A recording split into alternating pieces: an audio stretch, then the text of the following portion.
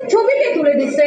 আরে ভাই, আমি যখন একটা জায়গায় যাই নিশ্চয়ই আমি ভূতের সাথে যাই না, নিশ্চয়ই আমার সাথে ভূতেরা থাকে না। যেমন আমি নেক্সট উইকে থাইল্যান্ডে যাবো আমার বেস্ট ফ্রেন্ড যাবে সাথে, নিশ্চয়ই ভূতের ছবি তুলে দেয়। দেখুন বন্ধুরা, তন্নি আপুকে নিয়ে কিন্তু নতুন একটা বিতর্ক তৈরি হয়েছে যে তন্নি আপুর প্রথম হাজবেন্ড বেশ কিছুদিন হলো মারা গেছেন উনি। তো উনি একটা বয়স্ক মানুষ ছিল, তন্নি আপুর থেকে বয়সের ব্যবধান অনেক ছিল, এটা নিয়ে অনেক আলোচনা এবং সমালোচনা হতো এবং তন্নি আপুর কেরিয়ারে এটার অনেক বেশ একটা প্রভাব প্রভাব ছিল। তো সম্প্রতি একটি ছবি ভাইরাল হয়েছে, যে ছবিতে একজন মধ্যবয়স্ক পুরুষের সাথে তনি আপুর একটি ভালো একটা অন্তরঙ্গ একটি মুহূর্তের ছবি দেখা যাচ্ছে।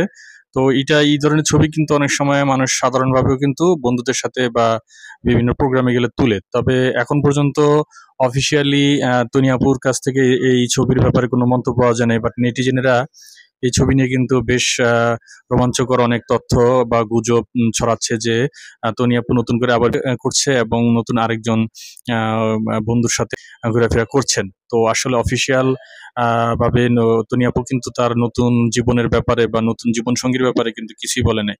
তো আমাদের উচিত কি, যে সঠিক তথ্য না পেয়ে বা ভেরিফাই না করে গুজবে কান্না দিয়ে একটা মানুষের ব্যক্তিগত জীবনের সাথে আরেকজনের জীবন জড়িয়ে না দিয়ে, বিতর্কিত না করে আহ, সঠিক তথ্য জেনে তারপরে একটা মন্তব্য করা, এটা ইন্টারনেটে বা সোশ্যাল মিডিয়াতে কিন্তু একটি দায়বদ্ধতা থাকে প্রত্যেকটি সচেতন ব্যবহারকারীদের ক্ষেত্রে।